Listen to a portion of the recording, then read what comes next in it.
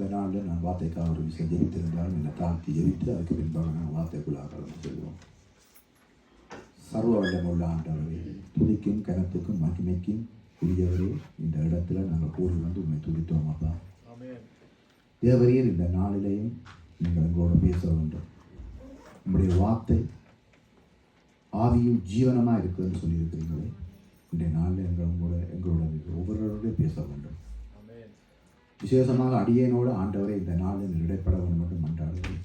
வார்த்தையை கொண்டு வந்த நாங்கள் இந்த இடத்துல பேசுகிற நாங்கள் விருதாய் போகாத வண்ணமாக தேவரீர் எங்கள் இந்த வார்த்தையினால் எங்களை நிரப்பீராக. ஒவ்வொரு பிள்ளைகளுக்கும் இந்த வார்த்தையை கேட்கக்கூடிய இருதயத்தை திறப்பீராக.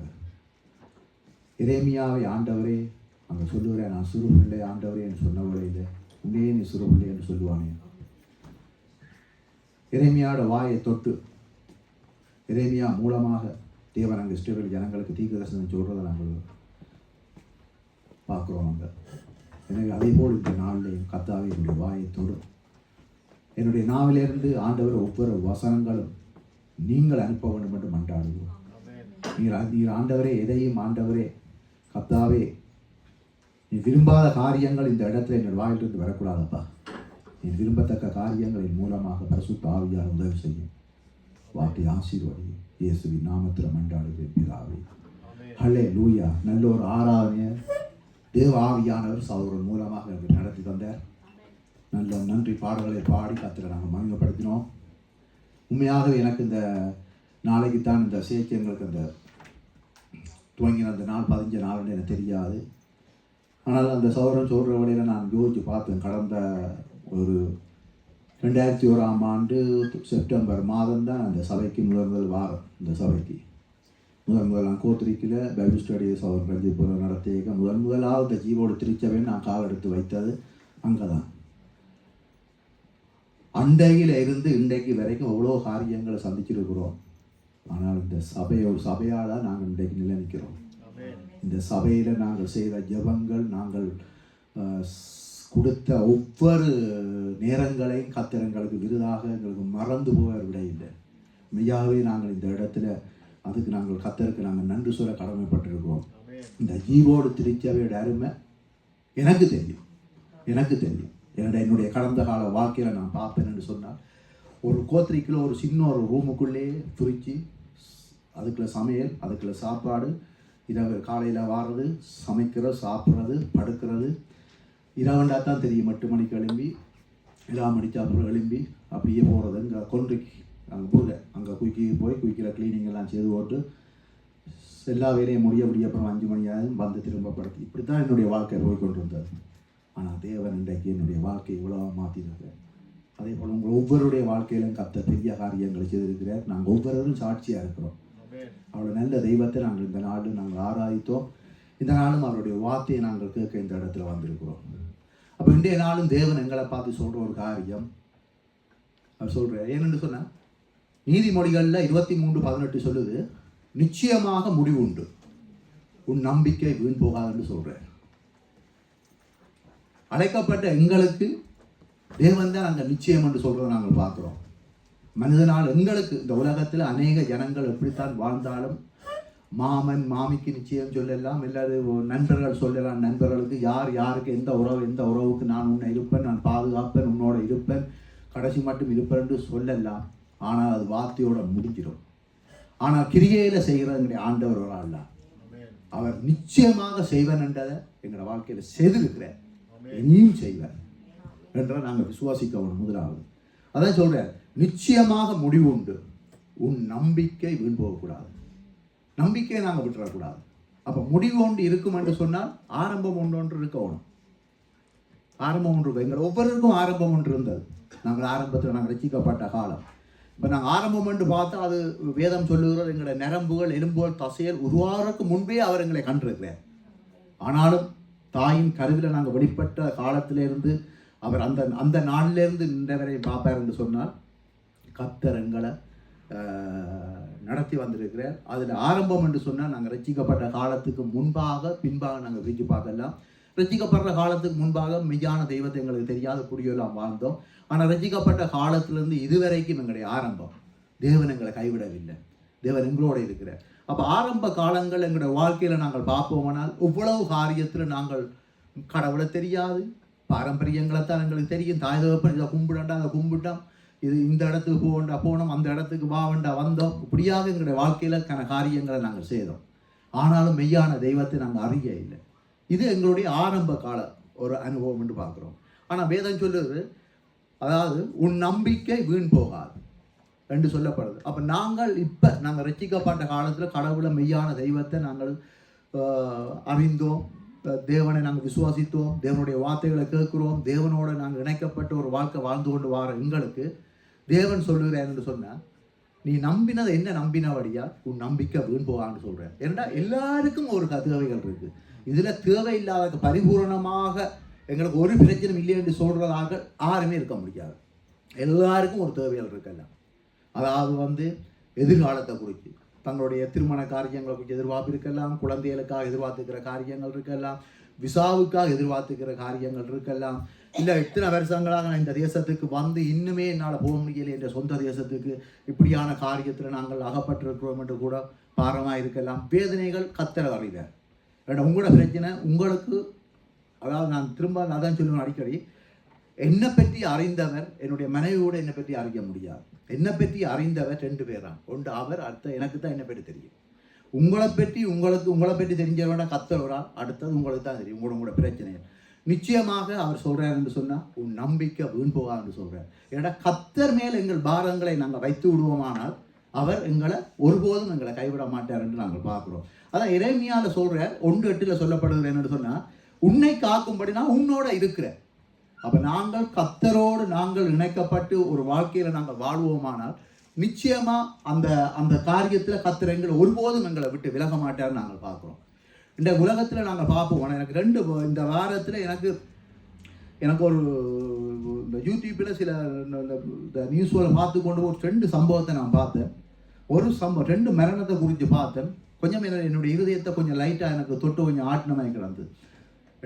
அநேக நாங்கள் மரணங்களை கேள்விப்படுறோம். யாருக்கு மரணம் வந்தாலும் அந்த மரணத்தை யாருமே அங்கீகரிக்க மாட்டோம், ஏற்றுக்கொள்ள முடியாது. சகிக்க யாராக இருந்தாலும், அது ரட்சிக்கப்படாத துன்மார்க்கத்தில் வாழ்ந்தாலும் அவருடைய மரணத்தை கூட எங்களால் அது நாங்கள் சகிக்க முடியாது, ஏற்றுக்கொள்ள முடியாது. இந்தியா தேசத்தில் ஒரு பிரபலியமான ஒரு ஒரு ஒரு டைரக்டர் மகன் ஒரு ஆள் இறந்ததை நீங்களும் பார்த்துருப்பீங்கன்னு நினைக்கிறேன், கேள்விப்பட்டிருப்பீங்கன்னு நினைக்கிறேன். வயசு 48 வயசு. யோசிச்சு பாருங்க, வாழ வேண்டிய வயது, 2 பொம்பளை பிள்ளையர், புகழ்ச்சி இருக்குது, பணம் இருக்குது, தேவையான பணம் இருக்குது, தேவையான புகழ்ச்சி இருக்குது. 2000, 3000, 3000, 10,000, 15,000 பேருக்கு முன்பாக நின்று புகழப்பட்ட குடும்பங்கள், ஜனங்கள். ஆனால் அந்த சகோதரனுடைய வாழ்க்கை 48 வயதோடய முடிஞ்சுது. மரணத்துக்கு காரணம் ஹார்ட் அட்டாக். யாருக்கு வேற இல்லை. யாக்கோபு எங்களை கண் முன்னால் சாட்சியாக இருக்கிற உயிருள்ள சாட்சி சபையில் கடந்த நாட்கள் எங்களை போதை இருக்கு. இப்படி எவ்வளோ காரியங்களை நாங்கள் பார்க்குறோம். இதில் நான் என்னத்தை சொல்ல வரேன்னு சொன்னால், நாங்கள் யார் மேல் நம்பிக்கை வைக்கிறோமோ அந்த நம்பிக்கை உரியவர் எங்களுக்கு நம்பிக்கை உள்ளவராக இருக்கிறார் நாங்கள் பார்க்குறோம். நாங்கள் தேவன் மேலே நாங்கள் நம்பிக்கையாக இருப்போம்னு சொன்னால் தேவன் எங்களை ஒருபோதும் கைவிட மாட்டார். ஏனென்றால் ஹார்ட் அட்டாக்ன்ற ஒரு ஆபத்தான ஒரு வியாதி தான், ஒரு மரணத்துக்கு ஏதுவான வியாதியாக இருந்தாலும் அதான் வேதம் சொல்லுது என்று சொன்னால், அதாவது நாங்கள் அதாவது சூழ்நிலைகளைத்தான் நாங்கள் பார்ப்போம். இந்த சூழ்நிலைக்குள்ளால போனால் தான் எங்களுக்கு எல்லாமே சரி வரும். ஆனால் சூழ்நிலைக்கு அப்பாற்பட்ட தெய்வத்தை தான் தெய்வம் சொல்லுகிற உன் நம்பிக்கை வீண் போகாதுன்னு சொல்கிறத நாங்கள் பார்க்குறோம். அப்போ நாங்கள் இப்போ எங்களுக்கும் அநேகருக்கு இன்னொரு ஆள், அதாவது ஒரு வியாதி, தெரிஞ்ச வியாதி இருக்கும், தெரியாத வியாதி இருக்கும், நோமலான வியாதி இருக்கும், இல்லை சில பாடுகள், வியாதி என்ற பாடுகள் இதுக்கெல்லாம் கூட கடந்து போகலாம்.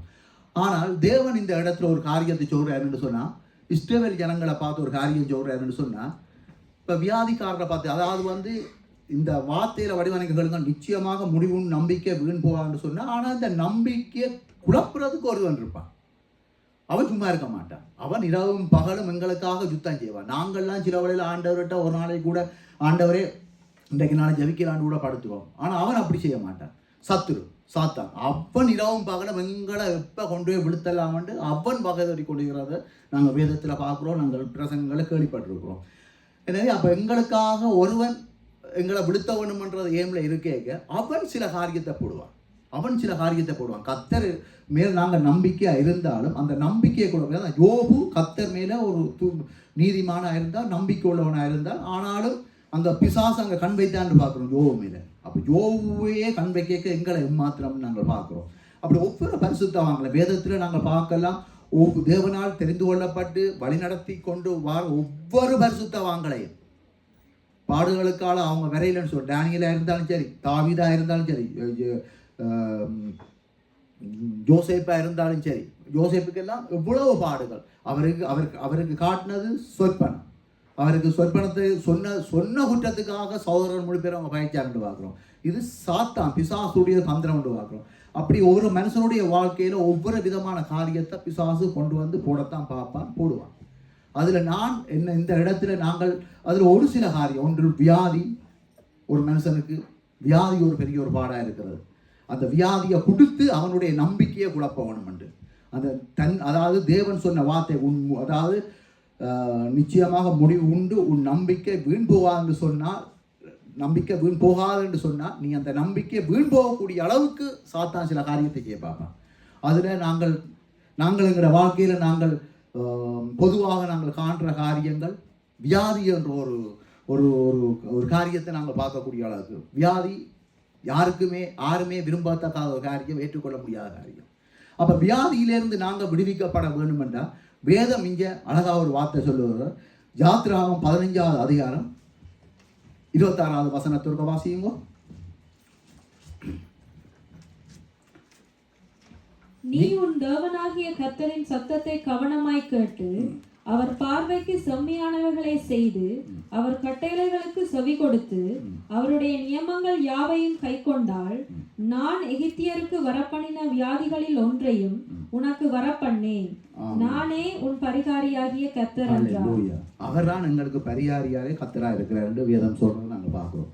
அப்ப இதுல என்ன சொல்றாருன்னு சொன்னா, உன் தேவனாகிய கர்த்தரின் சத்தத்தை கவனமாய் கேட்டு அவர் பார்வைக்கு செம்மையானவர்களை செய்து அவர் கட்டளைகளை செவி கொடுத்து. அப்போ நாங்கள் இந்த நாட்களில் நாங்கள் கர்த்தர் எங்கள்கிட்ட விரும்புகிற காரியம் முழுக்க நாங்கள் எவ்வளோதான் பிரச்சனைகள் வந்தாலும் நாங்கள் வியாதியை கண்டு நாங்கள் துவண்டு போகக்கூடாது, பயப்படக்கூடாது. வேதமாத்தான் சொல்லுது. நீ அதாவது எங்களை சத்திய கர்த்தருடைய வார்த்தை அடிக்கடி சொல்கிற காரியம், ஒவ்வொரு நாளும் சொல்கிற காரியம் பயப்படக்கூடாதுன்னு சொல்கிறத நாங்கள் பார்க்குறோம்.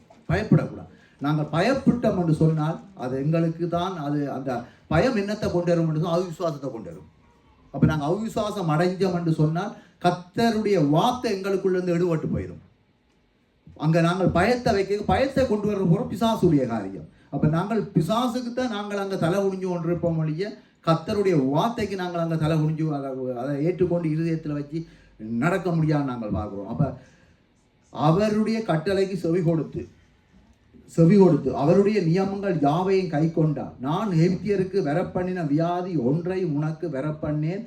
நானே உன் பரிகாரியாகிய கர்த்தர் என்று சொல்றேன். தானே உனக்கு சுகம் அளிக்கிற ஆண்டவர் என்று சொல்றேன். இது எத்தனை பேர் விசுவாசிக்கிறீங்க? நாங்கள் தேவனுடைய நாமத்தை பெற்றுக்கொண்ட நாங்கள் தேவனுடைய இரத்தத்தினால் கழுவப்பட்டு அவருடைய பிள்ளைகளாக இருக்கிற எங்களுக்கு அவர்தான் பொறுப்பு. இந்த பூமியில வாழ்கிற சராசரி நாங்கள் இந்த பூமியில வாழ்கிற எங்களுக்கு 2 பிள்ளைகளை தந்து மனைவியை தந்தா அந்த மனைவி பிள்ளைகளுக்கு நான் தான் பொறுப்பு. என்னுடைய குடும்பத்துக்கு நான் தான் பொறுப்பு. சகோதரன் குணாபிரதர் குடும்பத்துக்கு நான் பொறுப்பு. இந்த உலக பிரகாரம் கிறிஸ்டி பிறகு அவன் குடும்பத்துக்கு கணவன் இருக்கிறபடி அவையெல்லாம் பொறுப்பு. இது சாதாரணமாக ஒரு குடும்ப விஷயத்தில் எப்படியாண்டா, இந்த பரலோகத்தில் இருந்து கண்ணோக்கி பார்க்குற தேவன், பரலோக தேவன் எங்களை தெரிஞ்சிருக்கிறேன். இதை நாங்கள் மறக்கக்கூடாது. இப்போ ஏதோ நாங்கள் ரசிக்கப்பட்டோம்ன்றது ஏதோ ஒரு சூழ்நிலையில் ரசிக்கப்பட்ட ஓகே எல்லாம் நல்லா போகுது, ஓகே அது விசா அடைச்சிட்டு அது கிடைச்சதுக்காக நாங்கள் ரசிக்கப்பட்டோம்னு சொல்லி பரலோகம் அங்கீகரிக்காமல் இந்த இடத்துல யாருமே இருக்க முடியாது. கர்த்தர் இந்த இடத்துல எங்களை குறித்து அங்கீகரிக்காமல் அவர் நினையாட்டி இந்த இடத்துல நாங்கள் இருக்கவே முடியாது. நீங்கள் யோசிச்சு பாருங்க, இத்தனை எங்களை இலங்கை மக்களோட இன்றைக்கு இதில் இருக்கிற விட வெளியில் எவ்வளோ பேர் ஆயிரக்கணக்கான பேர் இருக்கிறாங்க. ஆனால் ஆண்டவர் எங்களை நினைச்சிருக்கிறார். அப்போ அவருக்கு நாங்கள் அதாவது அவருடைய சத்தத்துக்கு நாங்கள் கீழ்ப்பணிய வேண்டும். அவருடைய பார்வைக்கு நாங்கள் செம்மையான காரியங்களை செய்ய வேண்டும். அப்படி நாங்கள் செய்கிற வேளையில் வியாதியிலிருந்து ஆண்டவர் எங்களை பாதுகாக்க வல்லவராக இருக்கிறேன். நாங்கள் நினைக்கிறோம்டா வியாதியோடு இருக்கிற நேரத்தில் வியாதியும் நாங்களும் தான் இருக்கிறோம். இல்லை இல்லை இல்லை இல்லை. யோசேப்புக்கு பாடுகள் நெருக்கங்கள் வந்த நேரத்தில் கூட யோசேப்பு இருந்த சிறைச்சாலையில் இருந்த யோசேப்புக்கு வேதம் எழுதப்பட்டிருக்கு. யோசேப்போட கர்த்தர் சிறைச்சாலையில் இருந்தார்னு சொல்லப்படுறதை நாங்கள் பார்க்குறோம். தேவனுடைய பிள்ளைகளோட தேவனோட நாங்கள் இணைக்கப்பட்டு எங்களுடைய வாழ்க்கை இருக்குமானால், நீ ஹாஸ்பிட்டலில் இருந்தா என்ன, நீ எங்கே இருந்தா என்ன, இந்த மரண பள்ளத்தாக்கில் இருந்தா என்ன, அவர் எங்களோட இருப்பேன். அவரை மிஞ்சி ஒரு காரியம் எங்களுக்கு வரா என்றதைத்தான் நாங்கள் விசுவாசிக்க வேணும். அதுதான் சொல்லப்படுது. நிச்சயமாக முடிவு உண்டு, நிச்சயமாக முடிவு உண்டு. உன் நம்பிக்கை வீண் போகக்கூடாது. நீ நம்பினவர் உன்னை ஒருபாலும் கைவிட மாட்டேன். நீ யாரை நம்புறாய், எவரை நம்புறாய். சில வழியில் நாங்கள் கூட சில தடுமாற்றத்தில், சில அவிசுவாசத்தை கூட, மனுஷனுடைய வார்த்தையை கூட கேட்கலாம். என்னுடைய குடும்பத்தில் நடந்த ஒரு சம்பவம், ஏறக்குறைய ஒரு 10 வருஷத்துக்கு நான் இதில் சொல்கிறதுல ஒன்றுமே இல்லை. என் கத்தருடைய நான் இதை சொல்ல ஒன்று வரையில், ஆனால் எனக்கு இதில் வந்தபடியாக சொல்கிறேன், வார்த்தைக்கு வந்தபடியாக. எங்களோட மூத்த நாடு அண்ணி, அவருக்கு கேன்சர் வியாதி வந்தது. ஆனால் அவை ரசிக்கப்பட்டார்கள். இப்படியே போய்கொண்டது, காலங்கள் போது நிலைமை மோசமாக போய்கொண்டிருக்கு. கடைசியில் என்ன செய்தது என்று சொன்னால், போய் செவின அந்த மந்திரம் அங்கே போயிட்டாங்க, குறி சொல்கிற இடத்துல போய் அப்படியே அதிலே அப்படியே அவன் மறிக்க போனதை நாங்கள் பார்க்குறோம். இது நான் இந்த கண்ணால் நான் கேள்விப்பட்டேன். நான் சரியாக வேதனைப்பட்டேன், சரியாக கவலைப்பட்டேன். கடவுளை ரசிக்கப்பட்டவன்னு சொல்லி போட்டு கர்த்தருடைய நாமத்தை விட ஒரு மந்திரம் வல்லமையோ இல்லை தானே. அங்கே பார்வோனுக்கு முன்பாக அங்கே மோசையை கோலை போட்ட வேளையில் எது விழுங்கினது? அங்கே அவங்களோட பாம்பும் அங்கே நின்ற வேளையில் மோசையோட அந்த பாம்பு பார்வோனுடைய அந்த பாம்பை விழுங்கினதை நாங்கள் பார்க்குறோம். அப்போ அப்படிப்பட்ட ஒரு வல்லமை உள்ள ஆண்டவரை நாங்கள் வைத்துக்கொண்டு நாங்கள் சில வேளையில் இது கூடவே இப்படி கூட சில ஆக்கள் தவறி போகிற காரியங்கள் உண்டண்டக்காண்டு நான் சொல்கிறோம். ஆன முறைக்கு நாங்கள் கர்த்தரை நாங்கள் முழுமையாக நம்ப வேண்டும், முழுமையாக நம்பணும். சில வேளையில் எங்களோட வாயினால் சில வேளையில் நாங்கள் செத்து போனா என்ன, மறித்து போனா என்னன்ற கூட அது பிசாசு கொண்டு போகிற காரியம். நாங்கள் கர்த்தரில் அதான் சொல்கிறேன், கர்த்தரில் நாங்கள் முழுமையாக நம்பி இருப்போம்னு சொன்னால் எங்களோட நம்பிக்கை ஒருபோதும் வீண் போகாது, ஒருபோதும் வீண் போக விட மாட்டேன். ஏனெண்டா எங்களை அவர் கைவிட்டு விடாருன்னா அவருடைய நாமத்துக்கு இழுக்காக இருக்கும். நீங்கள் யோசிச்சு பாருங்க, இன்றைக்கு எத்தனையோ ஜனங்க வெளியில் இருக்கிறாங்க, சபையில் உள்ள ஒரு ஆளுக்கு ஒரு காரியம் நடந்து துன்மார்க்கன் எவ்வளவு ஆண்டவர் ஏளனம் பண்ணுவான், பரிகாசம் பண்ணுவான். கர்த்தர் விட மாட்டார், அவர் தன்னுடைய பிள்ளைகளை பரிகாசம் பண்ண விட மாட்டார். அவர் திராணிக்கு மேலே தன்னை சோதிக்கிறதுக்கு இடம் கொடுக்க மாட்டார்.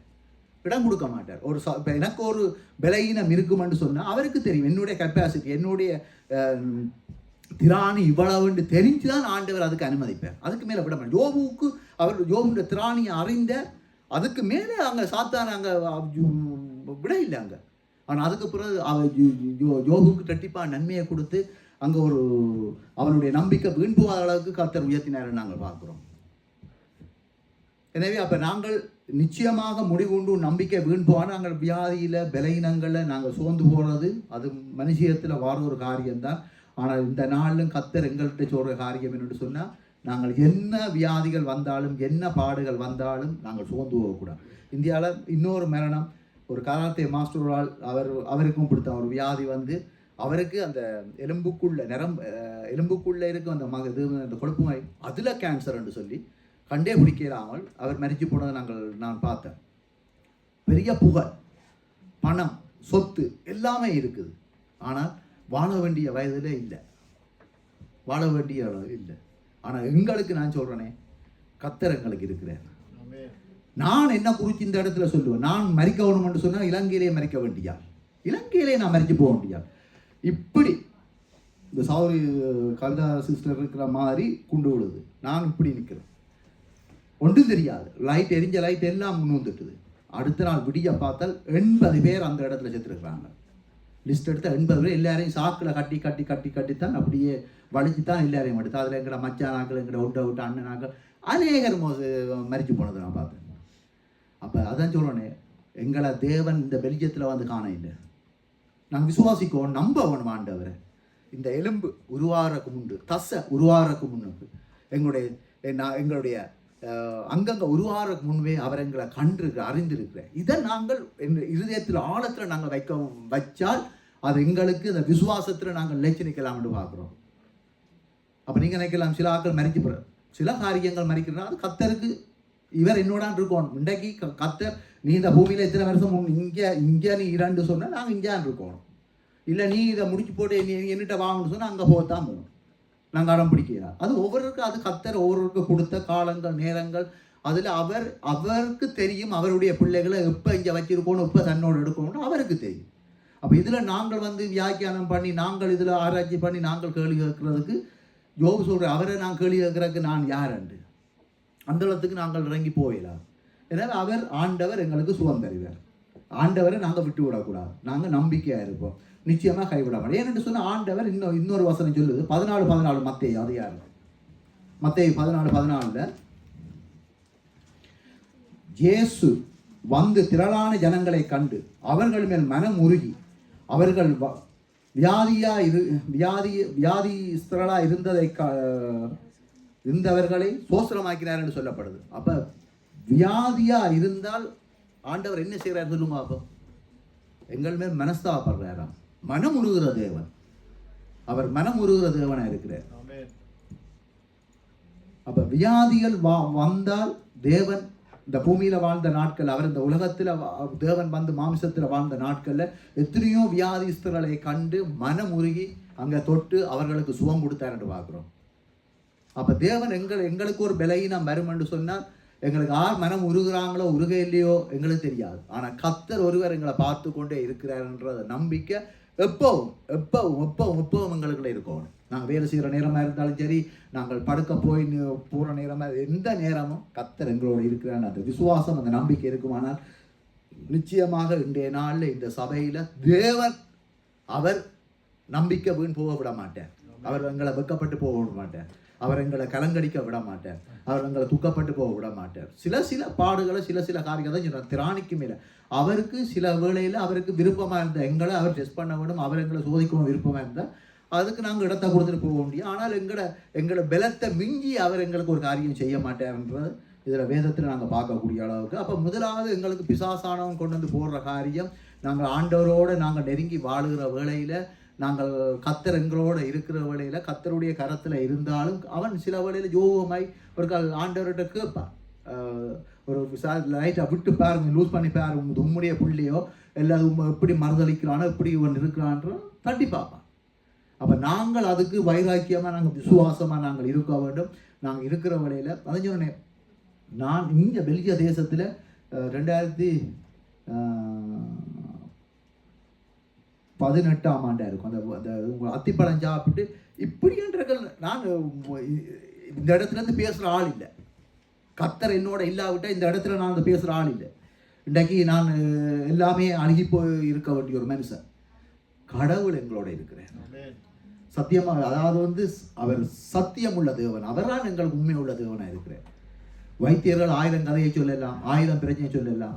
லாசுவர் மரித்து அதாவது மரியாள் மாத்தாளுடைய சோதரம் மரித்தது உண்மைதான், வேதத்தில் எழுதப்பட்டிருக்குது. அவர் கல்லறைக்குள்ள கொண்டு வைக்கப்பட்டது உண்மைதான். இதேதான் நாரி போனது உண்மைதான். ஆனால் கர்த்தருடைய வார்த்தையில ஜீவன் ஒன்று. எழும்பி வா வேண்டோன்னு வந்தார். லாசு எழும்பி வாண்ட வந்தார். எங்களுடைய வாழ்க்கையிலும் எத்தனையோ காரியங்களை நாங்கள் மரித்த நிலையில் இருக்கலாம், சோர்ந்து போய் இருக்கலாம். ஆண்டவருக்கு உங்களுக்குள்ளேயும் இருக்கிற ஐக்கியம் எனக்கு தெரியாது. ஆனால் நாங்கள் கர்த்தரோட நாங்கள் நெருங்கி இருப்போமானால் கர்த்தர் ஒருபோதும் எங்களை நார விட மாட்டார். எங்களோட வாழ்க்கையை நாரி போக விட மாட்டார்.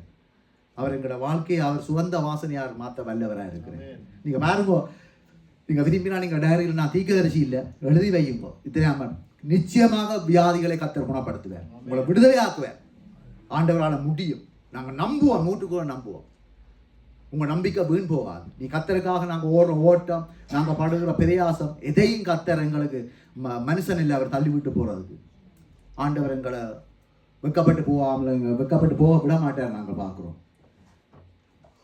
இதில் வேறுங்கோ, அப்பொழுது நீர்க்கோவை வியாதி உள்ள மனுஷர் அவருக்கு முன்பாக இருந்தார். என்ன செய்வாரோ என்று ஜனங்கள் அவர் மேல் நோக்கமாக இருந்தார் என்று பார்க்குறோம். இன்றைக்கு அந்த வெளியில் உள்ள ஜனங்கள் இன்றைக்கு சபையில் உள்ளவனை பார்த்து இந்த சபையில் இவர் அதாவது வந்து பலகீனமாக இருக்கணும், இவருக்கு ஆண்டவர் என்ன செய்வார் என்று வெளியில் உள்ளவங்க கூட பார்க்கலாம். ஆனால் ஆண்டவர் செய்வார். ஆண்டவர் செய்வார், நிச்சயமாக செய்வார். நாங்கள் ஆராதிக்கிற தேவன் அப்படிப்பட்ட ஆண்டவர். அவர் விடுவிக்க வல்லவர் என்று இந்த இடத்துல சகோதரன் பாடினார். அவர் எரிகின்ற அக்கினிக்கு இருந்து அவர் தப்பு வைக்க வல்லவராக இருக்கிறார். டேனியலை அப்படி காத்தார். சிங்கத்தில் வாயிலிருந்து அவங்களை பாதுகாத்தார். அவருக்கு எம்மாத்திரம் எங்களோட வியாதி, எங்களோட பலவீனங்கள் சோறு வரும். அவரை மட்டும் நாங்கள் நம்புவோம். நாங்கள் சுவாசிக்கிறோம் நேரம் இல்லையோ, இயேசுவை கடவுளை ஆண்டவரை நாங்கள் முன்பாக வைப்போம். நாங்கள் முன்பாக வைக்கிறவளையில் அவரே அந்த நாமத்தையே நாங்கள் சுவாசமாக வச்சு நாங்கள் அப்படியே நாங்கள் உள்வாங்கி நாங்கள் விசுவாசத்தில் நாங்கள் இருப்போம்னா கண்டிப்பாக கர்த்தர் எங்களுக்கு பெரிய அற்புதங்களை செய்யுங்க. எங்களை விடுவிப்பார், பாதுகாப்பார். இப்படியே நான் சொல்லி கொண்டு போகலாம். அநேக வசனங்கள் இருந்தாலும் என்னால் இந்த இடத்துல அந்த டைமுக்கு எனக்கு ஆவியானவர் என் மூலமாக எதை சொல்கிறாரோ அதை மட்டும்தான் நான் இந்த இடத்துல நான் காட்ட விரும்புகிறேன். அடுத்தது எங்களுடைய வாழ்க்கையில் வந்து வெறுமையை கொண்டு வர பார்ப்பேன். நாங்கள் ரசிக்கப்பட்ட எங்களுக்கு சில வேளையில் நாங்கள் நல்லா இருக்க, சில வேளையில் வெறுமை. வீடு இருக்கலாம், வாசல் இருக்கலாம், ஆனால் ஏதோ ஒரு வெறுமை இருக்கும். பாருங்க, சில ஆட்களுக்கு நல்ல வசதி இருக்கும், பணம் இருக்கும், நல்ல நகை நட்டு எல்லாம் இருக்கும், சாப்பிடலாமல் இருக்கும். அது ஒரு வெறுமையை நாங்கள் பார்க்குறோம். இங்கே பார்த்தா ரூத்து சொல்கிறா 15:13 அதிகாரம் 3வது அதிகாரம் 17வது வசனம். மேலும் அவர், நீ உன் மாமியார் அண்டைக்கு வெறுமையாய் போக வேண்டாம் என்று சொல்லி இந்த 6 படி மாக்கோதுமை எனக்கு கொடுத்தார் என்றாள் என்று இதில் ரூத்து சொல்கிறத நாங்கள் பார்க்குறோம். யாருக்கு? நகோமி அம்மாவுக்கு கொடுத்ததை நாங்கள் பார்க்குறோம். நகோமி அந்த தாயாருடைய வாழ்க்கையில் அங்கே இருந்தது வெறுமையை நாங்கள் பார்க்குறோம். வறுமை வேறு, வெறுமை வேறு. வறுமைன்றது தான் நான் சொல்கிற வாரம். வறுமைன்றது வந்து எங்கள்கிட்ட எல்லாம் இருக்கும், ஆனால் சாப்பிட இல்லாமல் இருக்கும். சில வேளையில் ஒரு சமாதானம் இல்லை, ஒரு வெறுமை போல இருக்குது, ஒரு வறுமை, ஒரு இதாக இருக்குது. ஆனால் வெறுமைன்றது இருக்கும், கட்டின புருஷன் இல்லை, பிள்ளைகள் இல்லை, அனாதையாக ஒன்றும் அடுத்த நிலைமை என்னென்று தெரியாமல் வெறுமையோடு வந்து நிற்கிறார். ஆனால் போவாசை கொண்டு அந்த வெறுமையை ஆண்டவர் நீக்கிறத நாங்கள் பார்க்குறோம். நகோமி அங்கே அவரோட சாட்சி உங்களுக்கு தெரியும். நகோமி என்ன சொல்கிறா?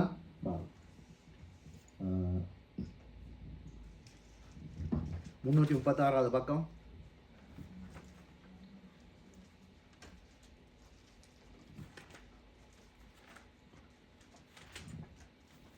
அல்லேலூயா. இங்கே நான் நிறைவுள்ளவராய் போனேன், கர்த்தர் என்னை வெறுமையாய் திரும்பி அது வாசிங்கம்மா. 21வது வசனம், ரூத் 1வது அதிகாரம் 21வது வசனம். நான் நிறைவுள்ளவளாய் போனேன், கர்த்தர் என்னை வெறுமையாய் திரும்பி வர பண்ணினார். கர்த்தர் என்னை சிறுமைப்படுத்தி சர்வ வல்லவர் என்னை கிளேசப்படுத்தி இருக்கையில் நீங்கள் என்னை நகோமி என்பானேன் என்றார். அல்லேலூயா. கர்த்தர் என்று கர்த்தரை எங்க சொல்றோம் நாங்க பார்க்கிறோம். கர்த்தரா இவ அப்படி செய்தது இல்லை. ஆனால் இவையில் போக தெரியாமல் முதலே நான் அந்த வார்த்தை எடுத்து கொடுத்துருக்கிறேன். இவையில் எடுக்க வேண்டிய முடிவு சரியா எடுக்காதபடியால் இவைகளுக்கு இந்த வெறுமை வந்தேன்னு பார்க்குறோம். என்ன வந்ததான் அவனுக்கு நிறைவுள்ளவராய் போனேன், கர்த்தர் என்னை வெறுமையாக்கி திருப்பினார் என்று பார்க்குறோம். அப்போ வெறுமைன்றது போனவா, புருஷனோட போனவா, பிள்ளைகளோட போனவா, வரை கொண்டு இல்லாவாரா வெறுமையோட வந்ததவா. ஆனாலும் கர்த்தர் நினைத்தார் என்று பார்க்குறோம். அங்கே போவாஸ் மூலமாக தேவன் அந்த வார்கோதுமையை கொடுத்து அவ அங்கே ஆசீர்வதிக்கிறத நாங்கள் பார்க்குறோம். தேவன் வெறுமையாக இருக்கிறவனை நீ இப்படியே இருந்துட்டு போகண்டு விட மாட்டார். கர்த்தரை நம்புகிறவனுடைய வாழ்க்கையில் வெறுமையை கர்த்தர் இல்லாமாக்குறதுக்கு அவர் போதுமான தேவன் என்று பார்க்குறோம். கடைசியாக பார்த்தா என்னன்னு சொன்னால் கணவன் இல்லை, பிள்ளை இல்லை, பின்னுக்கு அவள் விசாரிக்கிறதுக்கு ஒரு சொந்தம்னு சொல்கிற ஒன்றுமில்லை. அப்படி இருந்தும் கர்த்தர் வந்து அங்கே ரூத்துடைய பிள்ளையை அவர்கிட்ட கொடுத்து, நவமிகிட்ட கொடுத்து அங்கே வளர்க்குற அளவுக்கு அப்படி ஒரு மகிழ்ச்சியான ஒரு காரியத்தை ஆண்டவர் செய்கிறார் என்று பார்க்குறோம். அந்த வெறுமையில் தேவன் மறக்காமல் அந்த வெறுமையிலேருந்து தேவனை தூக்கி எடுத்தாருன்னு நாங்கள் பார்க்குறோம். அப்படி எங்களுடைய வாழ்க்கையில் நாங்கள் வெறுமையை கண்டு, இப்படி வெறுமையை இது யார் கொண்டு வந்து போடுவாங்கன்னா பிசாசு போடுவான். இப்போ நாங்கள் கூட எவ்வளோ வேலையில் செய்யலாம், எல்லாம் செய்யலாம், ஏதோ ஒரு காரியம் எங்களுடைய மனசில் ஒரு பாரமாக இருக்கும். இது எனக்கு நடக்கவில்லையே, இதை என்ன போட்டு அழுத்தி கொண்டு இருக்குது, எனக்கு தெரியாது, உங்களுக்குள்ளே இருக்கலாம், சரி, அழுத்தி கொண்டு இருக்குது, இதில் எப்படி எப்போ இந்த பிரச்சனை முடியும், அது ஒரு ஒரு வெறுமையான ஒரு காரியம். இது என்ன போட்டு ஆட்கொண்டு இருக்குது என்ற ஒரு பிரச்சனையாக இருக்கலாம்.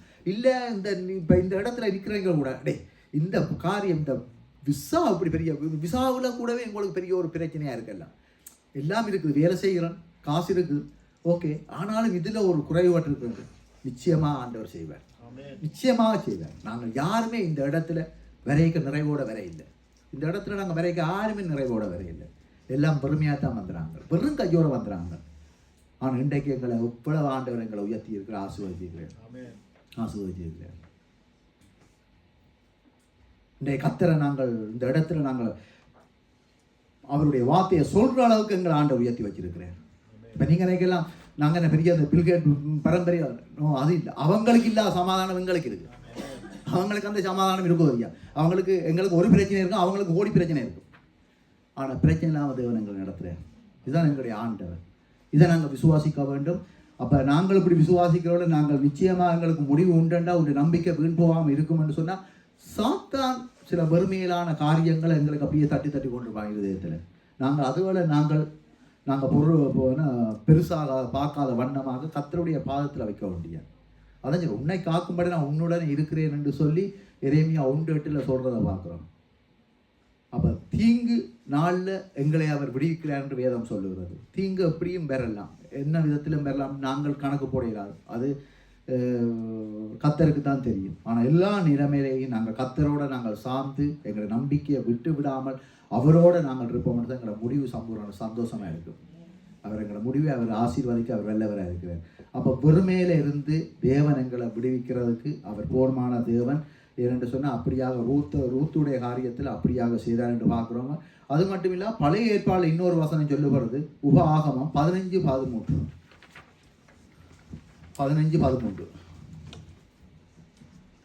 244 பக்கம். அவனை விடுதலை பண்ணி அனுப்பிவிடும் போது அவனை வறுமையாய் அனுப்பிவிடாமல் உன் தேவனாகிய கர்த்தர் உன்னை ஆசீர்வதித்ததின்படி உன் ஆட்டு மந்தையிலும் உன் களத்திலும் உன் ஆலையிலும் எடுத்து அவனுக்கு தாராளமாய் கொடுத்து அனுப்பிவிடுவாயாக. இது யாருக்கு சொல்றேன்டா? 15 ஓகே. இது இங்கே 7ஆம் வருஷத்திலே முடிவிலே விடுதலை பண்ணுவாயாக. இது மோசேக்கு ஆண்டவர் சொல்கிற காரியமாக இருக்கிற நாங்கள் பார்க்குறோம். நீங்கள் உன் தேவனாகிய கர்த்தரின் பிள்ளைகள் சித்தம் அது இல்லை.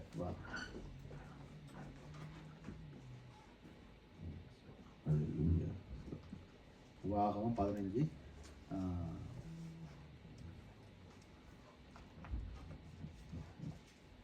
அதான் இதில் மோசேக்கு ஆண்டவர் சொல்கிறேன், இப்படியாக வெறுமையாக இருக்கிறவனை, சரியோ, இப்படி எளியவனை நீங்கள் இன்றைக்கு நீங்கள் கைவிடக்கூடாது. வறுமையாக உள்ளவனுக்கு அவன் அடிமையாக வாரவனை நீங்கள் அந்த 7 வருஷம் முடிய அவனுக்கு நீங்கள் செய்ய வேண்டிய காரியங்களை செய்து அவனுக்கு கொடுக்க வேண்டிய காரியங்களை கொடுத்து நீங்கள் அவனை விட வேண்டும் என்று சொல்லி தேவன் சொல்கிறத நாங்கள் பார்க்குறோம். பழைய ஏற்பாடில் இது ஆண்டவர் அதாவது வெறுமையாக விரும்பாத ஆண்டவர். யார் யார் பெருமையோடு இருக்கிறீங்களோ அவங்கள ஆண்டவர் சொல்கிற நீங்கள் அவங்களுக்கு கொடுக்க வேண்டிய காரியங்களை கொடு. ஏனென்று சொன்னால் நீங்களும் அந்த நிலையிலிருந்து வந்த நீங்கள் இஸ்ரவேல் ஜனங்களை சொல்கிற நீங்களும் இந்த வெறுமையான ஒரு உபத்திரமான ஒரு காரியம், ஒரு வெறுமைக்குள்ளே இருந்து வந்த நீங்கள் ஆன முறைக்கு நீங்கள் அதை மறக்கக்கூடாது. உங்கள்கிட்ட இருக்கிற இப்படியாக அடிமைப்பட்டு வந்த ஜனங்களை நீங்களும் அவர்களுக்கு கொடுக்க வேண்டிய காரியங்களை கொடுத்து விடன்னு சொல்லி சொல்கிறத நாங்கள் பார்க்குறோம். அப்படியாக தேவன் இந்த நாளில் நாங்கள் எங்களுக்குள்ள நாங்கள் வறுமையாக எங்களுக்கு இருக்குமானால் அந்த இடத்துல அந்த வறுமையை நீக்க ஆண்டவரால் மட்டும் முடியும். ஏனென்று சொன்னால் எங்களோட நம்பிக்கை வீண் போகாமல் இருக்கிற பட்சத்தில் தேவன் அந்த அந்த வறுமையை அவர் நீக்க வல்லவராக இருக்கிறேன். நாங்கள் எங்களோட வறுமையண்டு போட்டு நாங்கள் குறுக்கு வழியில் போகக்கூடாது. குறுக்கு வழி அவிசுவாசத்துக்குரிய ஒரு அடையாளம். குறுக்கு வழியில் நாங்கள் போகக்கூடாது. எதையும் நாங்கள் நேர் வழியில் போவோம். என்ன எனக்கு எக்ஸாம் பண்ணியாச்சு, எல்லாம் கிடைச்சிது, ஆனால் என்னுடைய பேர் பிள்ளை. உங்களுக்கு தெரியும், இன்றைக்கு பேர் பிள்ளையன்றோட கலங்குறீங்களா எத்தனையோ பேர்? நான் இந்த இடத்துல கர்த்தருடைய சமூகத்தில் சொல்கிறேன், பயப்படாங்க பேர் பிள்ளையன்று பயப்பட. நான் நேரில் சட்டில் சொன்னேன், நான் என்னுடைய பேர் பிள்ளை, நான் இப்படி வந்தேன், இப்படி மாறி கொடுத்துட்டேன் பேர் பிள்ளை. உடனே அவங்க மாற்றி போட்டு சைன் வச்சு தந்தான் கொண்டு போகணும். என்னுடைய பேர் பிள்ளையாக தான் கொடுத்துறான் இங்கே நான் நிறையக்கு. ஆனால் தந்தது இன்றைக்கு எத்தனையோ பேர் கல்யாணமே கட்டையில்னு சொல்லி கேஸை கொடுத்து ஒன்றுமே இல்லைன்னு நாங்கள் தனியத்தானு சொல்லி கடைசியில் பார்த்தா மனுஷி பிள்ளைகள் யாரையும் கூப்பிட்டு இங்கே குடும்பமாக இருந்த ஆக்களும் எனக்கு தெரியும், என் பீரியடில் வந்த ஆக்கள். ஆனால் முறைக்கு பயப்படாதீங்க. கர்த்தரால் கூடாத காரியம் ஒன்றும் இல்லை. நீங்கள் அவர் செய்வார் இவர் செய்வார் மனுஷன்கிட்ட நம்பி நீங்கள் போவாதீங்கோ. கர்த்தர் செய்வார், இறங்குங்கோ. ஏன்னா இங்கே சட்டங்களும் திட்டங்களும் எல்லாம் இருக்குது. எங்கட இலங்கமாக இல்லை. இங்கே சரியான மேதாயமான அவங்க வடிவாக செய்வாங்க. எல்லா பகுதிக்கும் சட்டம் இருக்குது. இங்கே ஆனமுறைக்கு பிடிச்சி எங்களை தள்ளி விட மாட்டாங்க. ஆனமுறைக்கு அது எங்களுக்கு சில வழியில் நாங்கள் இந்த முடிவு எடுக்க தெரியாமல் சில வழியில் சோர்ந்து சில வழியில் சில பயத்து நிமித்தமாகவே நாங்கள் அந்த பாடுகளுக்குள்ள நாங்கள் போகலாம். ஆனமுறைக்கு தைரியமாக இருங்கோ. நிச்சயமாக அதிலிருந்து ஆண்டவர் உங்களோட இருக்கிறார். இவ்வளோ தேசத்தில் எங்கேயோ இருந்த எங்களை இந்த தேசத்துக்கு கொண்டு வந்த ஆண்டவர் இனியும் கைவிட்டுருவாரோ விடுவாரோ? எங்களோட நிலைமை எங்களுக்கு தெரியும். எங்களோட ஆரம்பம் எங்களுக்கு தெரியும். இப்போ இருக்கிற நிலைமையும் தெரியும். முடிவையும் நாங்கள் பார்க்கத்தான் போகிறோம். ஆண்டவர் விட்டுருவாரோ எங்களை? கர்த்தர் மேலே நாங்கள் நம்பிக்கையாக இருந்து அவரை முன்னால் வைத்துட்டு எங்களை காரியத்தை நாங்கள் செய்வோம். நிச்சயமாக அந்த வறுமையிலிருந்து ஆண்டவர் விடுதலையாக்குவார். காலங்களை நாங்கள் வீணடிக்கக்கூடாது. வீணாக நாங்கள் ஆண்டவரை பரீட்சையும் பார்க்கக்கூடாது. பரீட்சை பார்க்கக்கூடாது, பயப்படக்கூடாது. பயம் பயம் நாங்கள் இவ்வளோதாங்க ஜபிச்சு என்ன செய்தாலும் பயந்தோம்னு சொன்னால் அது ஒரு அவிசுவாசத்துக்குரிய அடையாளம். நாங்கள் பயப்படக்கூடாதுன்னு ஆண்டவர் சொல்கிறார். அதாவது நம்பிக்கை வீண் போகாது என்றால் அதாவது நிச்சயமாக முடிவு உண்டு. அவரை நினைத்து நாங்கள் கால் வைப்போம்னா முடிவு உண்டு தான். பேருது கடல்ல ஆண்டவரை கண்டு ஆண்டவர் ஒன்று நான் பெறலாம் வா நம்பிக்கையில் இறங்கினேன். ஆனால் பக்கத்தில் காற்றையும் கடலையும் பார்த்த அங்கே அமல போகிற நேரத்தில் மறுபடியும் ஆண்டவரே என்றார், தூக்கி எடுத்தார் என்று பார்க்குறோம். அவர் அந்த ஒரு கொஞ்ச நேரத்துக்குள்ள அவர் பார்த்தது பிராக்கு பார்த்துட்டார். ஆனால் திரும்பவும் அதை தண்ணிக்கு போய்க்க இயேசுவை பார்த்தார், தூக்கி எடுத்தார். இதான் எங்களுடைய வாழ்க்கை. இதிலிருந்து நாங்கள் நிறைய கற்றுக்கொள்ள வேணும். இதுதான் எங்களுடைய வாழ்க்கை. நாங்கள் நடந்து வர பாதையில் சில வேளையில் எங்களுக்கு எல்லாம் சுமத்தா போதனோட நாங்கள் சில வேளையில் பிராக்கு பார்த்து வருவோம். பிராக்கு பார்க்க எங்களோட வழிகள் சில வேளையில் மாறுபட்டு கொண்டு போயிடும். ஆனால் தேவனை நாங்கள் பார்க்க வேண்டும். எப்பவும் தேவனை முன்பா வைக்கணும். எங்களுடைய எதிர்காலங்கள், பிள்ளைகளுடைய எதிர்காலங்கள், பிள்ளைகளுடைய படிப்பு. ஏன்னு சொன்னால் பிரதர் ஜெபிச்சது போல அநேக காரியங்கள், இந்த நீங்கள் நியூஸை பார்ப்பீங்கன்னு சொன்னால் அநேக காரியங்கள், கவலைக்குரிய காரியங்கள்லாம் நாங்கள் நியூஸில் பார்க்குறோம். கவலையான காரியங்கள்லாம் நடக்க போகுது இந்த உலகத்தில். நாங்கள் நெக்குமா போல பெரிய அந்த செழிப்பான ஒரு காலத்தை நாங்கள் நீ பார்க்க போகிற அளவுக்கு இல்லை. ஆனாலும் ஆண்டவர் வேதம் சொல்லுது, அவர் பறந்து காக்கிற பச்சையப்பட எங்களை பாதுகாக்கிறேன். அவர் எங்களோட இருக்க வேணும். கர்த்தரை மட்டும்தான் நாங்கள் நம்பிக்கொண்டு வாழோம். எங்களுடைய பணத்தையோ எங்களுடைய வேலைகளையோ எங்களுடைய பலத்தையோ நாங்கள் எதையும் நம்ப வேண்டாம். கர்த்தரை நம்பி நாங்கள் இருப்போம்னு சொன்னால் அவர் எங்களை பெருமையிலிருந்து அவர் பாதுகாப்பார். எங்களுக்கு சரித பிரகாரமாக எங்களுக்கு நோக்கள், வியாதி, பலகீனங்கள் இருக்குமென்று சொன்னால் அதிலிருந்து எங்களை பாதுகாப்பார். பிள்ளைகளுடைய எதிர்காலங்கள், பிள்ளைகளுடைய காலங்கள் எப்படி போகப்போ நாங்கள் படிப்புகள் அதில் சிந்திக்கிற வேளையில் ஆண்டவர்கிட்ட நாங்கள் அதை ஒப்பு கொடுத்து நாங்கள் ஒவ்வொரு நாளும் நாங்கள் பாதத்திலிருந்து நாங்கள் அவருடைய பாதத்தில் நாங்கள் ஜெபிக்கிற வேளையில் நிச்சயமாக ஆண்டவர் எங்களோட பிள்ளைகளை உயர்த்த வல்லவராக இருக்கிறார். நேமுகாத் நேச்சாருக்கு முன்னால் டேனியலை ஆண்டவர் உயர்த்தினவர் என்ன யோசிச்சு பாருங்க பார்ப்போம். ஆடு மேய்ச்சி கொண்டிருந்த தாவீது, அட்ரஸே தெரியாது, வேதத்தில் எழுதப்பட்டிருக்கு. தாவீதை குறித்து எப்படி எழுதப்பட்டிருக்குன்ற ஆடு என்ன மந்தையோடு இருந்த தாவீதுன்னு சொல்லப்படுது. தாவீது மந்தையோடு இருந்தால் தாவீதும் ஒரு ஆடு தான் என்ற அளவுக்கு இருந்த தாவீதை தேவன் கொண்டு வந்து உயர்த்தி பெரிய அரசனார் ராஜாவாக்கி விட இல்லையா? தாவீதுடைய ஆரம்பம் வருமாதான் வனாந்திர வாழ்க்கை தான். ஆனால் கொண்டு வந்து விட்டார் ஆண்டவர். ஆண்டைக்கு பிறகு கர்த்தர் கோலியாத்துக்கு முன்பாக கொண்டே விட்டார் என்று பார்க்குறோம். அப்போ பெரிய பெரிய ஆக்களுக்கு முன்னால் கர்த்தரை கொண்டே விடுவார் எங்களை. நாங்கள் கர்த்தரை மட்டும் விசுவாசிக்க வேண்டும். கர்த்தரை மட்டும் விசுவாசிக்க வேண்டும். இன்றைக்கு நாங்கள் ஆண்டவருக்கு கொடுக்க வேண்டிய நேரங்கள், ஆண்டவருக்கு கொடுக்க வேண்டிய கனத்தை, ஆராதனையை, துதியை நாங்கள் அசட்டை பண்ணுறோம். எத்தனை பேர் அசட்டை பண்ணுறோம் சொல்லுங்க பார்ப்போம். நாங்கள் கூட சில வேளையில் குடும்ப ஜெபத்தில் கூட சில வேளையில் என்ன வேலை அடுப்பில் கூட நாங்கள் சில வேலை அசட்டை பண்ணி கொண்டிருக்கிறோம். செய்யக்கூடாது. எனக்கு சேர்த்தான் சொல்கிறேன். நான் உங்களுக்கு ஏதோ பெரிய இதன்னு சொல்ல, நானும் இந்த பகுதியில் குறைபாட்டான் தான். ஆனால் ஆவியான நான் உங்களோட பேசி கொண்டிருக்கிறேன். நாங்கள் எல்லாருமா நாங்கள் இந்த பகுதியில் நாங்கள் இணைக்கப்பட்டு கர்த்தரோட நாங்கள் கர்த்தருடைய வாதாது அவருடைய பிரமாணங்கள் இதான் வேதம் சொல்லுது. கவனமாய் கேட்டு அவர் பார்வைக்கு செம்மையானவைகளை செய்து அவர் கட்டளைகளுக்கு செவி கொடுத்து.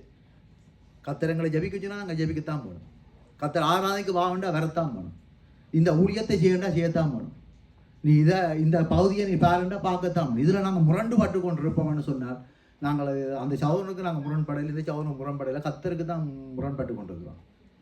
நாங்கள் நினைக்கிறேன்னு சொன்னால் சகோதரன் குணாபுரருக்கு இல்லாட்டி இங்கே பொறுப்பாக இருக்கிறார்களோட நாங்கள் இதை வாக்குவாதம் பண்ணுறோம். இல்லை, கத்தர் கொடுத்த ஊழியம், கத்தர் வச்சிருக்கிறார் அவர்களை, கத்தர் மூலமாக அந்த காரியம் வரையக்க நாங்கள் எல்லாரும் செய்ய வேணும், கீழ்ப்படிஞ்சு செய்ய வேணும். அப்போ இந்த பிரமாணங்களை நாங்கள் முதலாக கற்றுக்கொள்ளணும். சபைக்கு முதல் எப்படி வந்து சபையில் நிற்கிறோம்னு கூட தெரியல. சில வழியில் கத்தரை துக்கப்படுத்துகிறோம். சபையில் வந்து எப்படி நிற்க வேணும்னு தெரியதில்லை. திருவிருந்து நேரத்தில் எப்படி நிற்க வேணும்னு தெரியதில்லை.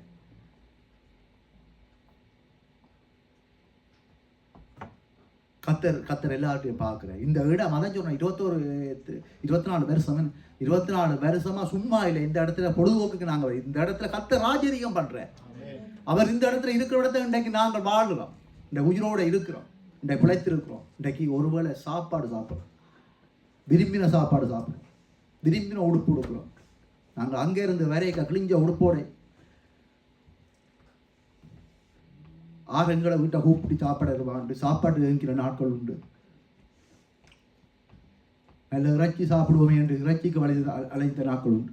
இன்றைக்கு ஆண்டவர் எங்களை இந்த இடம், இது ஒரு முக்கியமான இடம். இது எத்தனை பேர் அசட்டை பண்ணுறாங்க. ஆவியான தூக்கப்படுறேன். இந்த இடம் ஏனோ தானோன்னு நினைக்கிறோம். வந்து பரலோகம் பார்த்து கொண்டான் இருக்கு. இந்த இடத்துல வந்து ஏனோ தானோன்ட்டு வந்து ஏனோ தான் ஒரு காரியங்களை செய்யணும். அவருடைய கட்டளைகளுக்கு நாங்கள் நிச்சயமாக கீழ்ப்பணிவோம். இதில் நாங்கள் யாருமே இதில் பூரண வண்டியில் குறைவற்றிருக்கிறோம். நாங்கள் மனசில் குறைவற்றோம். ஆண்டவர் எங்களுக்கு உதவி செய்யணும் ஆண்டவர். ஹல்லேலூயா. 38 வருஷமாக வியாதியோட இருந்த ஒரு மனிதன், ஒரு வருஷம் இல்லை, 2 வருஷம் இல்லை, அந்த 38 வருஷமாக வியாதி இருந்த மனுஷனை இயேசு போனாரோ இல்லாட்டி அந்த மனுஷன் வந்தாங்க. இயேசு தான் அந்த வழியாக போனேன். இயேசுக்கு தெரியாதோ இந்த இடத்துல 38 வருஷமாக இருக்க தெரிஞ்சுதான் போகிறேன். ஏன்னா அவனை விடுதலையாக்க ஒன்று பண்ணுறது கர்த்தருடைய பார்வையில் அவருக்கு சித்தமாக இருக்குது. அவரை விடுதலை பண்ண ஒன்று பண்ணுறது. இயேசுக்கு பாதை தெரியாமல் அந்த இடத்துல போவே இல்லை. சீசர்கள் சொல்லித்தான் அங்கே இயேசுவை கூப்பிட்டபடியே தான் அவரை கேட்டதுன்னு இல்லை. ஆண்டவருக்கு எல்லாமே தெரியும். ஆண்டவர் எல்லாம் தெரியும். என்ன தெரியும், உங்களை தெரியும். நாங்கள் இந்த இடத்துல என்ன நிலையோட என்ன இருதயத்தோடு இருக்கிறோம்ன்ற ஆண்டவர் அறிவார். இந்த இடத்துல நான் என்ன நிலையிலேருந்து பேசுகிறேன் கர்த்தர் பார்ப்பேன். அவருக்கு எல்லாமே தெரியும். எங்களை ஆண்டவர் தெரிந்து ஆண்டவருக்கு நாங்கள் உண்மையாக இருப்போம். எங்களுடைய அதாவது வந்து நாங்கள் எங்களுக்கு நல்ல முடிவு வேணும் என்று சொன்னால் நாங்கள் அவருக்கு நாங்கள் உண்மையாக இருக்கணும். இந்த பிரசங்கம் நல்லா இருந்து இன்றைக்கு நாங்கள் மார்க்ஸ் போடுறோம். அசலா அந்த சௌரம் பேசினேன், அசலா பேசுகிறேன், சௌரம் பேசுகிறல, ஆவியானலாம் பேசுகிறேன். எந்த மனுஷன் இந்த இடத்துல நிற்கிற இடத்துல அது கர்த்தருடைய வார்த்தைன்னு நாங்கள் எடுக்கணும். இது அந்த சௌரம் தான், அவருக்கு ஒரு மார்க்ஸ் இவருக்கு ஒரு மார்க்ஸ் போடாதீங்க. நானும் தான் நீங்களும் தான் யாரும் போடக்கூடாது. இது ஆண்டவருடைய வார்த்தை. இந்த ஆண்டவருடைய வார்த்தை. எத்தனையோ மனுஷருடைய வார்த்தைகளை கேட்டு நாங்கள் எங்களுடைய வாழ்க்கையை நாசமாக்கினோம். ஆனால் இன்றைக்கு இந்த வார்த்தையை கேட்டபடியே இன்றைக்கு நாங்கள் உயிரோடு இருக்கிறோம், பிழைத்து இருக்கிறோம். இது ஆண்டவருடைய வார்த்தை. நம்புங்கோ பிள்ளைகளே, நம்புங்க. வாலிப பிள்ளைகளை நம்புங்கோ. உங்களோட அம்மா அப்பா மூலமாக கர்த்தர் உங்களோட பேசுகிறேன். இது அப்பா தானே, அப்பாவுக்கு எதுவும் கேளானோ, அப்பாவை நீங்கள்லாம் உங்களுக்கு அப்பான்னு தெரியுது. ஆனால் கர்த்தர் பார்த்து கொண்டு இருக்கிற பிள்ளைகளே, கடவுள் பார்க்குறார் உங்களை. உங்கள் நம்பிக்கையை கர்த்தர் மேல் வையுங்கோ, படியுங்கோ. அதுக்காண்டி படிப்பு மேலே உங்கள் நம்பிக்கை இருக்க வேண்டாம். முதலாவது கர்த்தர், தேவனோட ராஜ்யத்தை நீதியும் தேடுங்கோ. கர்த்தரை நம்புங்கோ. கர்த்தருக்கு உங்களோட காரியங்களை கர்த்தருக்கு ஒப்புவீங்கோ. கர்த்தர் உங்களோட காரியத்தை வாய்க்க பண்ணுவேன். எவ்வளவோ சொல்லி கொண்டு போகலாம். அது மட்டும் இல்லாமல் ஆண்டவர்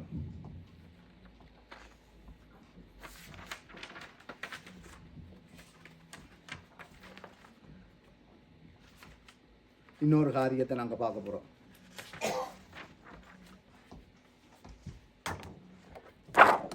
பலவிதமான சோதனைகள் எங்களுக்கு வரும். சோதனைகள் இல்லாதவன் நாங்கள் யாருமே இருக்க முடியாது. பலவித சோதனை. இயேசு கிறிஸ்துவுக்கும் சோதனை வந்தது. பிசாசான அவனையும் கொண்டு போய் சோதி, ஆண்டவரை கொண்டு போய் வனாந்திரத்தில் இயேசுவையும் சோதிச்சான் தான் பிள்ளாங்கானவன் பிசாசு. இயேசுவையே சோதிக்கிற பிசாசனங்களை சோதிக்கிற மாத்திரம் சோதனைக்கு நாங்கள் அகப்பட்டு போகக்கூடாது. சோதனையிலிருந்து நாங்கள் விடுவிக்க வேண்டும் என்று சொன்னால் நாங்கள் அதான் சொல்கிறோம், கர்த்தரோடு நாங்கள் இணைக்கப்பட்டால் தான் நான் சோதனையிலிருந்து விடுவிக்க முடியும். ஆண்டவர் உபவாசம் இருந்து அங்கே தன்னுடைய எல்லாம் ஜபித்து உபவாசம் இருந்து அந்த வனாந்தரத்தில் போகிற நேரத்தில் அங்கே பொல்லாங்கானம் பிசாசானம் ஆண்டவர் அங்கே சோதிக்கிறான். ஆண்டவர் அதை ஜெயித்தார்ன்னு பார்க்குறோம். நாங்கள் இந்த சோதனையிலிருந்து நாங்கள் ஜெயிக்க வேணுமென்றால் நாங்கள் ஜெபிக்க வேணும்.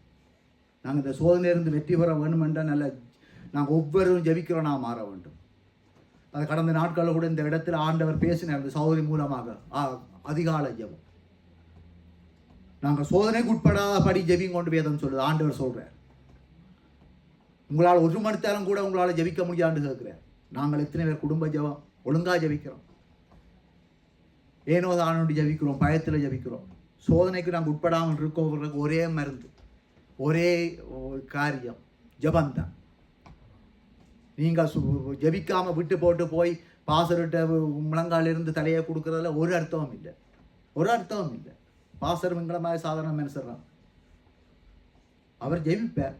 ஆனால் ஜெபத்துக்கு நீ பாத்திரமாக இருக்கணும். நீ பாத்திரம் உள்ளவனாக இருந்தால் தான் அந்த ஜெபம் உனக்கு அங்கே அங்கீகரிக்கப்படும். உனக்கும் ஜெபத்துக்கும் சம்பந்தம் இல்லாமல் இதில் வந்து முழங்கால் இருந்துட்டு போகிறதுல ஒரு அர்த்தமும் இல்லை. அப்போ நாங்கள் எங்களை மாற்றிக்கொள்ளவும், நாங்கள் சோதனையிலேருந்து நாங்கள் தப்பிச்சு கொள்ளணும்னா ஆண்டவரோடு நாங்கள் இணைக்கப்பட்டு அந்த ஜெபத்தில் நாங்கள் இருக்கிற வேளையில் பிறகு சகோதரர்கள் சபையில் கூப்பிட்டு ஜெபிக்க ஆவியானவர் அந்த இடத்துல கிரியை செய்வார். ஆவியானவர் செய்வார். ஆவியானவருக்கு விட மாட்டார், செய்வார். அவரோட பிள்ளைகளை விட மாட்டார். ஆனாலும் நாங்கள் அவரை தேடாமல் விட்டால் நாங்கள் ஏதோ ஒரு வகையில் அலட்சியம் பண்ணுறோம். ஆண்டவர் ஏதோ ஒரு வகையில் அலட்சியம் பண்ணுறோம். அதான் சொல்கிறேனே, இந்த ஒன்று பேர் இது இதில் 1 அதிகாரம் 6-7 சொல்லுது, இதிலே நீங்கள் மிகவும் சந்தோஷப்படுகிறீர்கள் என்றாலும் துன்பப்பட வேண்டியது அவசியமானதால் இப்பொழுது கொஞ்ச காலம் பலவிதமான சோதனைகளால் துக்கப்படுகிறீர்கள். அழிந்து போகிற பொன் அக்னியினால் சோதிக்கப்படும், அதை பார்க்கிலும் அதிக விலையேற பெற்றதாக இருக்கிற உங்கள் விசுவாசம் சோதிக்கப்பட்டு இயேசு கிறிஸ்து வெளிப்படும் போது உங்களுக்கு புகழ்ச்சியும் கனமும் மகிமையும் உண்டாக காணப்படும் என்று சொல்லப்படுது. அப்போ யோசிச்சு பாருங்க, சோதனை வந்தால் என்னவாம்? அதாவது எங்களோட விசுவாசம் சோதிக்கப்பட்டு கிறிஸ்து வெளிப்படும் போது எங்களுக்கு புகழ்ச்சி வருமா? புகழ்ச்சி. ஆண்டவர் எங்களை கனம் பண்ணுவார். ஆண்டவர் அப்படியே எங்களை தூக்கி அப்படியே உங்களை அப்படியே எங்களை மேலே அப்படி ஒரு மகிழ்ச்சியாக இருப்பார்ட்டு பார்க்குறோம். அப்போ நாங்கள் இன்றைக்கு சோர்வை கண்டோன்னு விட்டுட்டு போகிறோம். சின்ன காரியம் என்றாலும் தூக்கி எறிஞ்சு போகிறோம். போயிட்டு பலவிதமான நியாயங்களும் வியாக்கியானங்களும் காய்ச்சி கொண்டிருக்கிறோம். நீங்கள் என்ன காரணம் சொன்னாலும் ஒருவன் சபையை விட்டு, அதான் சொல்கிறேன், நான் இந்த இடத்துல கர்த்தருடைய கிருபையினால் இந்த இடத்துல நிற்கிறோம். நான் என்று சொல்கிறதுக்கு ஒன்றும் இல்லை. இத்தனை வருஷங்களாக எங்களை ஒவ்வொருவரும் இந்த இடத்துல வைத்திருக்கிறேன். கர்த்தரானுங்களை வச்சிருக்கிறேன். கர்த்தருடைய நாமம் தான் எங்களை இணைத்திருக்கு. நான் என்னுடைய சாதுரியம், என்னுடைய ஞானம், என்னுடைய பலம் தாழ இந்த ஐக்கியத்தில் இருக்கிறேன் நாங்கள் யாருமே சொல்லலாம். கர்த்தருடைய கிருபை ஒன்று இருக்கிறபடி இந்த இடத்துல இருக்கிறோம். அப்போ பாடுகள் எங்களுக்கு, அதாவது சோதனைகள் வருகிற வேளையில் நாங்கள் தைரியமாக இருக்க வேண்டும். ஏனென்று சொன்னால் அவருடைய கிருபாசன தண்டையில் நாங்கள் கிட்டி சேர்ற வேளையில் ஆண்டவர் அந்த ஜெபத்தை கேட்டு சோதனையிலிருந்து எங்களை தப்பி வைப்பார். சோதனை தப்பி வைக்க அவர் வல்லவர். அவர் எல்லாத்துக்கும் எல்லாமா இருக்கிறார். எங்களுடைய ஆண்டவர் எல்லாத்துக்கும் இல்லாமல் நான் தனிமையில் இருந்த வேலையிலேயும் எனக்கு ஆண்டவர் இருந்தார். உங்களுக்கு தெரியும், நான் தனிமையில் இருக்கைக்கெல்லாம் நான் குடும்ப ஜெபம், அதாவது வந்து வீட்டு கூட்டம் எனக்கு டேர்ன் வரைக்கும் நான் விட மாட்டேன். தனியாக இருக்க நான் செய்கிறது இரவில் குயிக் வேலை, கிளீனிங் வேலை செய்துட்டு பகல் வந்து அப்போ வீட்டு கூட்டங்களை சமைக்கிறது, சாப்பாடு இருக்கும். நான் இரவு நித்திர முடித்து வந்து படுக்கையில் செதுனாங்க. ஏன் சேதம் என்று சொன்னால், நான் நம்பினவர் என்னை ஒரு நேரம் உயர்த்துவேன். நான் நம்பினேன். அவர் என்னை உயர்த்தி வச்சிருக்கிறேன். இருள சாட்சியாக இருக்கிறேன். நான் தான் வீட்டில் சொல்லுவேன், நான் நீங்கள் ஒன்றுக்கு சில வெள்ள ரூபியோட சொல்லும் அந்த காரியத்தை ஒன்றும் கவலைப்படாது, கர்த்தர் நடத்துவார். என்னை உங்களையும் கர்த்தர் நடத்துவார். அழைச்சவர் உண்மை உள்ளவர். எங்களோட பிள்ளைகளை அவர் நடத்துவார். என்ன உங்களை அவர் நடத்துவார், எல்லாரையும் நடத்துவார். ஆனால் நாங்கள் அவருடைய சத்தத்துக்கு கீழ்ப்பணிய வேண்டும். அதுதான் யாத்ராமத்தில் நாங்கள் அதாவது வந்து அவருடைய பிரமாணங்களை நாங்கள் கற்றுக்கொள்ள வேண்டும். ஜெபிக்கிறது அவருடைய பிரமாணம். நீங்கள் நினைக்க கூட ஜெபம்ன்றது ஏதோ ஒன்று. ஜெபம் அப்போ அவருடைய சீசர்களுக்கு ஆண்டவர் சொல்லிக் கொடுத்தார். இப்படித்தான் ஜெபின்னு சொல்லிக் கொடுத்தார். அவர் கேட்கிறாரு, உங்களால் ஒற்றுமணித்தான் ஜெபிக்க முடியாது இருக்கோம். நீங்கள் சோதனைக்கு உட்படாதபடி. நாங்கள் சோதனைக்கு உட்படாமல் இருக்கோம்னா ஜெபிக்க வேணும். நாங்கள் மூக்க முட்டை சாப்பிட்டு போட்டு புரோட்டை விட்டுட்டு வந்து எழும்பியிருந்து கொண்டு எனக்கு அந்த பிரச்சனை இந்த பிரச்சனை தலையை சொரிஞ்சு கொண்டு இருந்தோம்னா அது கத்தருக்குரிய காரியம் இல்லை. அது கத்தர் அதுக்கு பொறுப்பு இல்லை. அதுக்கு நாங்கள்லாம் பொறுப்பு. நாங்கள் எந்த வேளையில் ஜெபிக்கணும், எந்த நேரத்தில் வேலை செய்யணும், எந்த நேரத்தில் எழுப்பி வேதத்தை எல்லாமே கத்திரங்களுக்கு தந்துருக்க நேரங்கள் எங்களுக்கு நிறைய தந்துருக்கிறேன். ஆனால் நாங்கள் ஆண்டவர் அலட்சியம் பண்ணுறோம். இதில் யாருக்கும் இந்த வார்த்தை போய்ச்சிருது எனக்கு தெரியாது. பேசி ஆண்டவர் நான் இந்த இடத்துல நான் பேச வந்தது வேறு, ஆனால் ஆண்டவர் இந்த இடத்துல இப்படி கொண்டு வர்றாருன்னு எனக்கு தெரியல. சோதனைக்கு நாங்கள் உட்படாதபடி இருக்கணும் என்று சொன்னால் நாங்கள் ஜெபிக்க வேணும். அந்த சோதனைக்காரன் எங்களுக்கு இருக்கிறான். சோதனைக்காரன் நியமிக்கப்பட்டிருக்கிறான். அது இயேசு கிறிஸ்துவே சோதித்த பிசாசானவன். அது அதாவது பிதாவாகிய தேவன் அதை அங்கே இயேசு கிறிஸ்துவுக்கே அங்கே ஒப்பு கொடுத்தாருன்னு வாங்க. அந்த சோதனையிலிருந்து ஆண்டவர் ஜெயித்தார். ஆண்டவர் இந்த பூமியில் வந்து ஏன் பிசாசு சோதிக்கணும்? ஒரு கேள்வியை கேட்டுப்பாங்க. அவர் சர்வ வல்லமுள்ள ஆண்டவர் கர்த்தர். ஏன் அவர் பிசாசு சோதிக்கணும்? ஏன் சோதிக்கணும்? ஒரு சின்ன ஒரு கேள்வி ஒன்று கேட்டு ஏன் சோதிக்கணும்? அவர் பழைவோண்டா அந்த நெருங்கவே இல்லாதே. ஆண்டவர் எங்களுக்கு வழிகாட்டியாக இருக்கிறார். அவருடைய அவருடைய பாத சுவட்டை நாங்கள் பின்பற்றி வர வேணும்னு அவருக்கு தெரியும். என்ற பிள்ளைகளுக்கு எளிய முறையில் அவர் கற்று தந்துட்டு போயிருக்கிறேன்.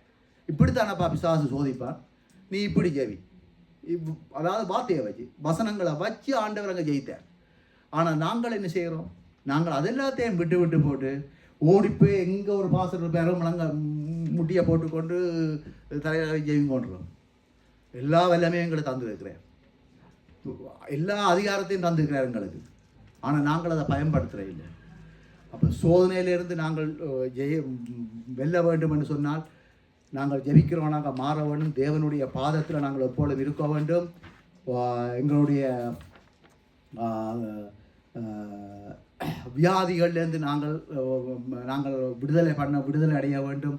நாங்கள் ஆரோக்கியமாக இருக்கணும் என்று சொன்னால் வைத்தியர்கள் கொஞ்சம் தான் செய்வாங்க.